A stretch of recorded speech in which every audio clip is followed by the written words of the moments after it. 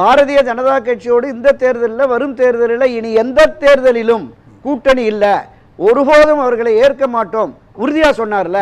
இப்போ எங்க இருக்கார்? உறுதி தளர்ந்துருச்சுல.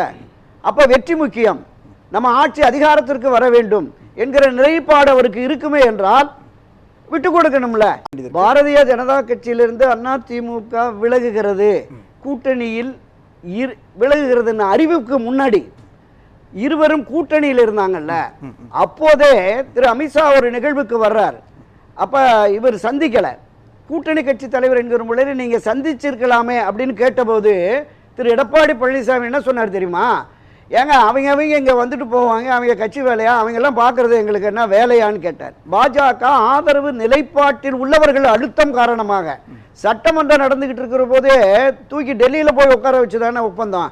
நீங்க வலிமை மிக்க அமித்ஷாவையும் பாஜக டெல்லி பாஜகவையும் சவால் விடக்கூடிய அளவிற்கு வலிமை இருந்திருந்தா இங்க புரட்சி தலைவர் எம்ஜிஆர் மாளிகைக்கு தான் பாஜக வந்து உடன்பாடு வச்சிருக்கணும். அப்படி இல்லை.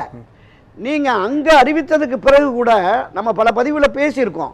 அமித்ஷா மட்டும்தான் சொன்னாரு, இது மாதிரி அதிமுகவோட நாங்க இங்க கூட்டணி வச்சிருக்கிறோம், என்டிஏ தலைமையில தான் அங்க ஆட்சி அமைக்க போகுதுன்னு அவர் ஒரு எக்ஸலத்திலையும் பத்திரிகையாளர் சந்திப்புன்னு சொல்றாரு.